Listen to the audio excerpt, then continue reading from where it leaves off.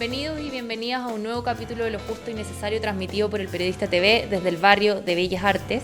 Y hoy me encuentro con un invitado muy especial.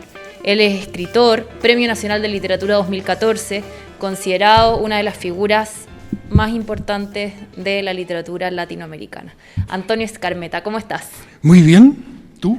Yo muy bien, muy contenta de estar contigo, de poder conversar un poco de la vida, de la escritura y de este libro, Los nombres de las cosas que allí había y que salió recientemente publicado a fines de mayo. ¿Cómo recibes esta selección y prólogo de Juan Villoro? Contentísimo, porque esta es una antología que en mi trayectoria como escritor hacía mucha falta. Algunos de los cuentos que aparecen allí pertenecen a libros que ya no han sido editados o han sido reeditados de otras maneras. Entonces, aquí me parece que hay una colección que es esencial de lo que escribo de mi estilo y de distintas épocas. De manera que quedé feliz, es como una tarjeta de presentación. Sí. ¿Quieres saber qué tipo de escritor soy? Ya, leas este libro y ahí hablamos. Sí. Bueno, pero esto ya no vas a necesitar hacerlo probablemente. Ya los que van a encontrarse con los nombres de las cosas que ya había probablemente ya han leído todos los otros títulos que tenemos. Que no creo que en ningún caso lo hayan leído todos. Pero Ardiente Paciencia seguro, porque es el libro obligatorio en el colegio. Sí, Ardiente Paciencia, la novela Ardiente Paciencia es el más conocido de todos mis libros, pero algunos de los cuentos que hay acá no son tan conocidos. Sí, y son cuentos que estábamos hablando antes, fuera de cámara, desde los 60. O sea, son de los 60, de los 70, no, es que yo en mi vida he acumulado algunas décadas, entonces nada extraño que aparezcan cuentos de distintas claro, tan antiguos, décadas. Pero tú ya me contabas cuando empezaste a publicar 30 años. Cuando comencé a publicar, yo creo que el primer libro lo publiqué cuando tenía 27, sí, creo 27 más o menos. Ahora me gustaría decir que tengo 27, pero al revés, 72, pero creo que ni eso me alcanza. ¿No? Te complica el tema de la edad porque lo estás repitiendo mucho, ¿no? O se siente muy fuerte. Cuando veo una persona tan joven como tú, entonces digo, ya, qué cantidad de años. Dios. Yo tengo 31, no soy tan joven todavía. Pero bueno, tenemos una diferencia. Pero ahí. Claro, estamos multiplicando, pues soy re malo para las matemáticas, pero estamos multiplicando por lo menos por 2. 40 años por lo menos. Oye, Antonio, Los nombres de las cosas que ya había, para los que no sepan, es una recopilación de 13 cuentos. Sí. 13 cuentos y de esta selección que decíamos que hizo Villoro, que además es tu amigo, y que se manda un prólogo que hay que comentarlo porque es un hombre de principios, que habla sobre el arte de comenzar. Sí. Muy interesante para los estudiantes de literatura, en las universidades. ¿Qué te pasó cuando leíste el prólogo? Bueno, Villoro es un escritor, no solamente un escritor amigo, sino un escritor que admiro. Entonces me siento tremendamente honrado de que un libro mío esté publicado con un prólogo de él. Recuerdo a propósito de principios, que los principios de los cuentos suelen ser muy decisivos para despertar el interés del lector y agarrarlo y meterlo en la trama. Recuerdo un libro que daba consejos a nuevos escritores, con un consejo que siempre me divirtió mucho acerca de cómo comenzar un cuento. Y me acuerdo que decía, mire, aquí hay que interesar al lector al tiro. Entonces, por ejemplo, un excelente comienzo de cuento es el siguiente. Sáqueme la mano de la rodilla, le dijo la reina al cochero. Claro, o sea, un inicio impactante, uno no se lo espera, muy visual, y tus relatos tienen un poco de eso, o sea, los inicios creo son mucho más importantes que los finales, aquí. Sí, porque entre el principio y el final transcurre una cosa que puede ser un poco banal o sin importancia, que es la vida. La vida. Me vio aquella tarde mientras calentaba las rodillas al sol a la usanza de los correntinos y vino a mi lado balanceando el tarro parafinero. Vos sos el chileno, ¿verdad? Probé a aparentar indiferencia y raspé con el pie descalzo el borde de la cuneta. Solía llevar un zapato en la mano en caso de que hubiera necesidad de iniciar un veloz descalabro. A menos que éste anduviera con revólver o algo, era poca cosa la que me podría pasar. Sabía el sabor de la navaja y la textura de las piedras. No quedaba sino sorber las narices y escupir por un costado. Claro, cuando uno es cabro, es decir, tiene tantas amistades, juega fútbol, juega básquetbol, qué sé yo. ¿Tú hacías todo pero eso? de vez en cuando hay peleas con chicos que son de otra cuadra, otro barrio. Y como yo vivía en Buenos Aires, la vida de barrio allí, de los niños, en ese tiempo al menos, era muy exclusiva. Entonces, si tú atravesabas ya de una esquina a otra, ya te encontrabas con los chicos del otro barrio. Y a veces había que pagar peaje para atravesar una calle e ir al cine, por ejemplo. ¿Y lo pagaste? Había que ser valiente y audaz. Si te desafiaban a pelear y no aceptabas recibir un combo de más, se acostumbraban a dejarte pasar. ¿Y tú eras si valiente? no, te molestaban. Varié. Pasé por la humillación de no aceptar el desafío y de devolverme a la casa en vez de llegar al cine. Y un día me dije a mí mismo, así es la vida, tienes simplemente que aceptar. Y después de un par de bofetadas las cosas se arreglaron y terminamos todos felices de la vida siendo amigos. Se amplió el círculo a todo el barrio después. El inicio que leíamos era de relaciones públicas y en general uno podría encontrar, a pesar de que va cambiando la trama, los personajes, una cierta característica en cada uno. ¿Cuál dirías tú que es? ¿Qué es lo que hace que todos estos cuentos finalmente sean cuentos hermanos?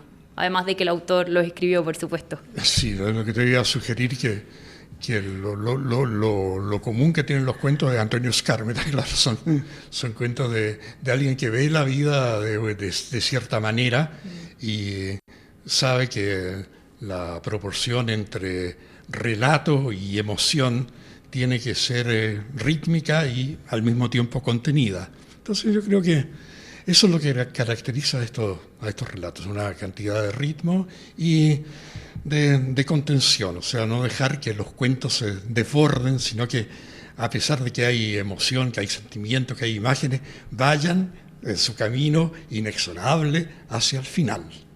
Hay amor, hay deseo, hay libertad. ¿Qué otros temas hoy día te dan vuelta? Porque me contabas, yo te preguntaba, ¿qué haces en el tiempo libre? Y me decías, leo y escribo. ¿Qué estás escribiendo ahora? Bueno, estoy escribiendo una novela y este es un viejo, ¿cómo se diría?, talismán o superstición de los escritores, que cuando están escribiendo algo no hablan de lo que están hablando, porque si uno cuenta lo que está haciendo, lo que pasa es que cuando se vuelve a escribir, uno tiene la sensación de que ya lo escribió porque lo ha contado. Entonces, contar algo es re distinto a escribir algo.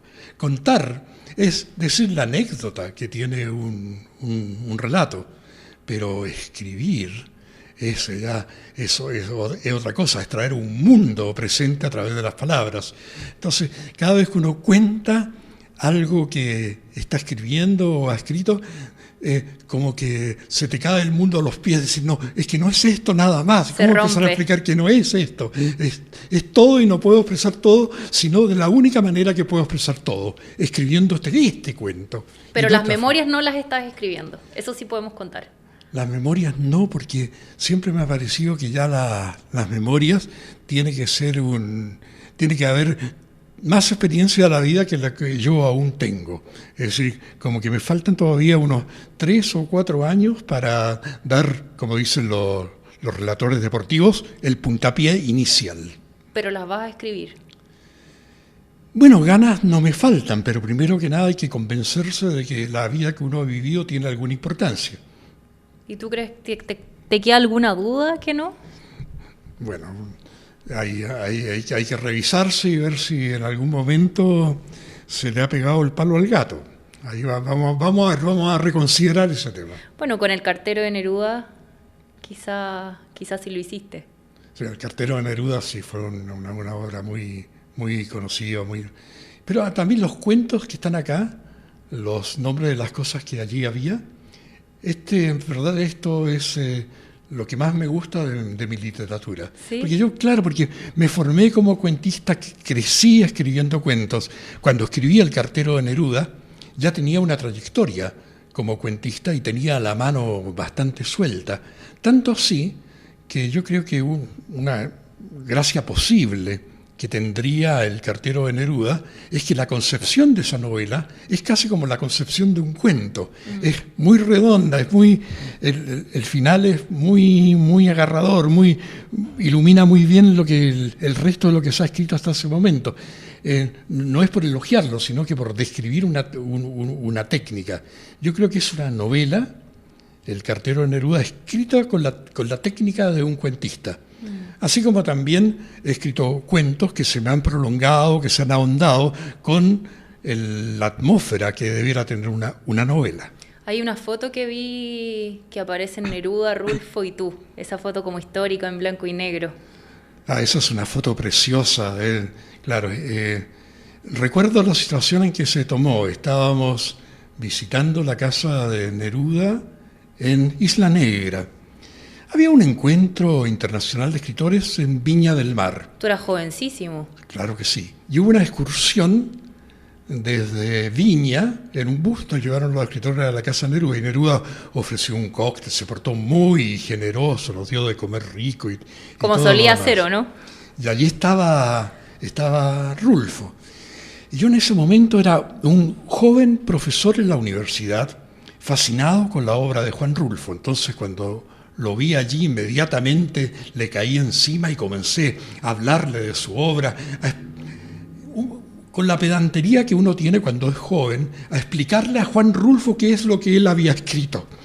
Y bueno, Juan Rulfo, que tenía una paciencia de santo y una gran voluntad, me oyó, y en ese momento se acercó Neruda. Estábamos los dos conversando y puso una mano en un hombro de Rulfo y le dice Neruda a Rulfo: permíteme que esta mano se honre con tu hombro. Y tú lo mirabas así con admiración, me imagino. Sí, pero afortunadamente se sacó la foto de ese momento, así que siempre que lo recuerdo con un tremendo placer que haya quedado una visión de eso, que inmediatamente me trae esto que te he contado a la memoria, y me trae también la sensación de estar ahí de de haber estado nuevo junto a dos escritores tan notables. Claro, y además que es algo que probablemente gente de cierta edad sabe, pero mucha gente joven que va a ver esta entrevista no tiene idea, entonces es importante como ir rescatando esos episodios también. Bueno, lo que yo hago aquí en los nombres, las cosas que allá había en este libro de cuentos, voy tratando también de rescatar aquellos momentos que son esenciales en mi vida. A veces yo no soy el protagonista, pero me las arreglo para filtrar en la vida de los protagonistas alguna cosa que haya sido importante, muy emocionante para mí, que me haya marcado. Trato de incorporar eso. Les doy autonomía completa, pero siempre digo: pero mi vida está ligada a estos personajes. Y de esta manera les rindo una pleitesía de amistad. Claro. Y este libro, que bueno, hemos contado de los cuentos que tienen tantos años, ¿cómo fue encontrártelos hoy con ellos en el 2019? ¿Fue con distancia? ¿Fue con cariño? ¿Te siguen pasando cosas cuando los leías? Porque me imagino que, bueno, los tuviste que revisar, los volviste a leer. Sí, de la misma manera como tú te encontrarías con elementos de tu vida o amigos que has tenido en un momento de tu vida que los recuerdas y que probablemente se formaron contigo, ayudaron a tu formación, a ser la persona que eres. Estos cuentos son lo que yo era y lo que soy. Si a mí me preguntan algún día, digas, señor Skármeta, ¿quién es usted? Diría: aunque estos cuentos no tratan de mí, lean estos cuentos si quieren saber quién soy. Digamos, aquí yo defino mi identidad literaria, cómo voy a respirar en el mundo, qué proporción voy a tener de emoción y anécdota, cómo voy a controlar estos sentimientos que se desbordan para hacerlos precisos, comunicativos, que tengan un final redondo. Bueno, es el tema de unir emoción y vida, emoción y literatura, que yo creo que eso es lo que me trae el libro al releerlo. ¿Cómo fueron tus primeros inicios en la literatura? ¿Cuáles son los primeros recuerdos que tienes de tú escribiendo? Cuando niño me gustaba escuchar programas de radio y vivía en Buenos Aires, y algunos de esos programas alentaban a escribir y a mandar algunos versos una especie de concursos que había, infantiles, cosas que no tenían mayor trascendencia. Y entusiasmado por la radio, porque era un gran auditor, escribía estos versitos y de vez en cuando se leían esos versos míos en la radio. Les era de rimadas, infantiles. Pero el hecho de oír tu nombre vinculado a la poesía en una radio, yo no se imaginaba que esa radio la estaba oyendo todo el mundo en ese momento, me causaba una tremenda sensación. Y un día, estimulado por todo esto, recuerdo que mandé un cuento a un concurso que había para chicos de mi edad. También en Buenos Aires. En Buenos Aires. Y me dieron el premio. Y el premio consistía en una cantidad de dinero que me alcanzó justo para lo que quería, una bicicleta. Entonces, la primera bicicleta... Era harta plata, entonces. Imagínate, para ese tiempo. No, una bicicleta, y fue fantástico porque me amplió el universo de salir de donde vivía hasta la esquina del barrio, juntarme con los amigos, o ir al sitio baldío, jugar fútbol o a tirarnos piedras unos contra otros, poder ir más allá hacia la calle Cabildo y llegar hasta los parques. Bueno, eso me amplió el mundo, fue fantástico. Más aún, gracias a que tenía bicicleta, pude conseguir un trabajo, porque fui a la frutería de la esquina y le dije al frutero: veo que muchas señoras vienen a comprarle desde muy lejos fruta. ¿Por qué no me contrata a mí para llevar la fruta donde vive la señora? No es mala idea, dijo. Ya, hagámoslo. Y comencé a trabajar en esa frutería. Tenía 9 años. El cartero de las manzanas. El cartero de las naranjas también, claro, era Macedonia, porque repartía de todo. ¿Y en qué parte de Buenos Aires vivías? En el barrio Belgrano, exactamente en la calle Mendoza, entre Arcos, y aquí te vas a reír, y O'Higgins, que así es como le dicen en Argentina O'Higgins. ¿Por qué se fueron a vivir a Buenos Aires? Mi padre encontró un trabajo allí y abandonó Santiago.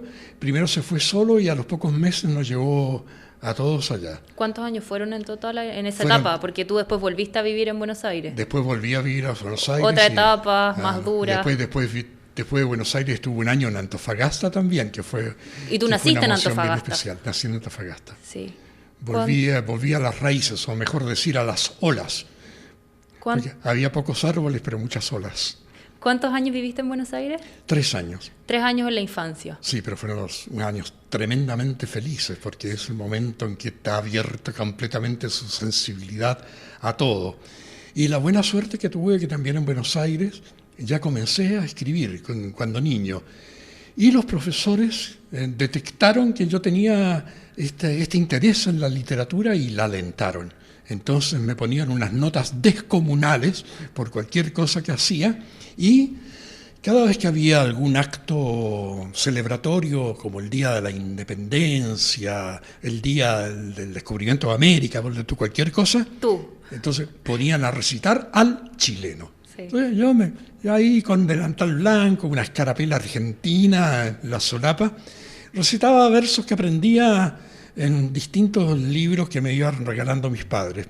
Había una colección, una especie de enciclopedia entonces, que traía textos muy buenos, y memoricé alguno de ellos. Se llamaba El Libro de Oro de los Niños, que no faltaba en ningún hogar chileno. Ahora ya desapareció de circulación. ¿Te costó mucho el regreso a Chile en esos años siendo niño? ¿Fue duro el aterrizaje? Porque yo también viví mi infancia en Buenos Aires, sí. Así que conozco eso de que te alienten, que sos una genia, que sos aquí, acá, y después llegaste a un país mucho más donde hay que pasar desapercibido. Mejor, a la gente le cae mejor las personas que pasan desapercibidas. Qué bien observado. ¿Cómo fue? Para mí fue bastante duro, al menos el primer año. Pero luego entre los niños, tú sabes lo rápido que cunde la amistad y cómo uno se pone creativo con otros grupos. Yo diría que no me duró más de un año el trauma de haber dejado Buenos Aires. Pero la nostalgia de Buenos Aires, haber llevado vida de barrio. Yo creo que en ningún país del mundo se hace vida de barrio como en Buenos Aires, que tú eres, para metaforciar una frase de Ortega y Gasset, tú eres tú y tus amigos. No hay un yo independiente de Claro. uno es parte de un grupo de amigos. Sí, por eso fue la primera opción cuando en el fondo tú partes al exilio y Buenos Aires apareció como esa primera puerta para llegar. Claro, decía, aquí la cosa es papa, voy a ir a un país una ciudad que siento exactamente como la mía, con una potencia tan fuerte. Que es tuya también. Sí, pero acuérdate que eran años bien conflictivos políticamente. Claro. En todas partes había movimientos democráticos que eran apaleados y demolidos. Entonces, Buenos Aires tampoco era la panacea. Después vino Alemania. Entonces, de allí me fui a vivir a Alemania, a Berlín Occidental. Y fueron 16 años de exilio. Sí, nada más que 16. ¿Qué tal? ¿Cómo los miras ahora? Para atrás. Con sentimientos mezclados. Por un lado tenía una tremenda nostalgia y en mi literatura tenía presente Chile. Pese a vivir en Alemania, lo que nutría mi obra era Chile, Chile, Chile, los dolores, las alegrías recordadas, los amigos ausentes, la familia. Todo eso nutría muy fuertemente mi obra. Pero paulatinamente me fue ganando la ciudad y me fue ganando Europa. Y comencé a incorporar esos temas. Y realmente cuando sentí que podía expresar esta nueva experiencia, sentí que había crecido como escritor tanto que ya era un escritor en el mundo, sentí. Y tuve la suerte de que las editoriales se interesaron rápidamente en estos textos, los publicaron. Así que de repente, sumando aquí y allá, al cabo de unos 10 años, estaba traducido en unas 30 lenguas. Bueno, aquí está, dije, debo ser escritor. Imagínate, una vida escrita, pero una vida también bien vivida. O sea, estamos conversando, hiciste cine, teatro, televisión, clases en la universidad, tú estudiaste filosofía, Sí. Hiciste clases en la Universidad de Chile, fuiste embajador. Sí, también. ¿Qué no fuiste? Esa es la pregunta, porque en realidad, si te digo que fuiste, cantero fuiste. Centro delantero. Eso no fuiste. Centro delantero del fútbol no, yo jugaba como era alto, jugaba básquetbol. Y uno de los cuentos que está en este libro, los nombres de las cosas que allí había, es justamente un cuento que se llama Básquetbol, que un poco recoge esa experiencia que tuve. Como yo era un poco más alto que los chicos en mi edad, entonces, porque provengo de una familia croata, entonces eran todos bastante espigados. Comencé a jugar básquetbol y jugué en un club deportivo que se llamaba Club Deportivo Flecha, que quedaba por allá por la estación central. Y le pegué bastante a los botes, a los rebotes, y era un jugador, mira, no sé si tú conoces esta expresión, lauchero. O sea, uno que está atento, que está siempre cerca del cesto, cerca del arco. Entonces, no iba a defender con la velocidad que merecía, porque siempre era un poquito más lento. Pero como era lauchero, me hacían pases largos y ahí agarraba la pelota y la encestaba. Bueno, tenía poca gracia porque no defendía bien, pero estaba bien en el ataque. Con eso me defendía. ¿Y la época como embajador? Y la época como embajador fue también una época bastante interesante. Siento que fue en mi vida también muy creativa, porque tenía una vinculación con Alemania. Había estado viviendo en Alemania durante el tiempo de la dictadura. Claro. Entonces había formado amistades en todos los círculos, en círculos periodísticos entre ellos y de profesionales. Y toda esa vida anterior, en el momento de desempeñar el trabajo como embajador, me sirvió muchísimo. Tenía las tareas de relaciones hechas, había avanzado.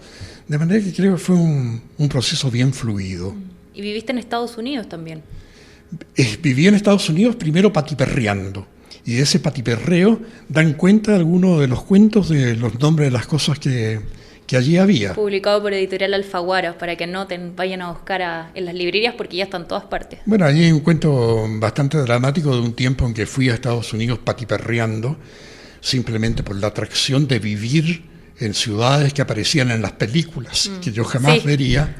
Y me acuerdo de haber vivido bastante pobremente con un amigo y que viajábamos juntos, y no iba re mal en esta aventura. Prácticamente a veces nos costaba tener plata para comprar un tarro de porotos, de frijoles. Y un día, en una situación así desesperada, no quiero sonar patético porque todo esto me da risa ahora, pero en el momento que lo viví, no. Claro. En un momento dado, amargo, estábamos tan mal que fuimos a un hospital y vendimos sangre. Es decir, te pagaban $15 por no sé qué cantidad de sangre. Incluso me acuerdo que la enfermera que sacó sangre era cubana. ¿Le diste mucha sangre? No, le dije, no me saque mucho, por favor. No, me dijo, te vamos a dejar algo. Pobre.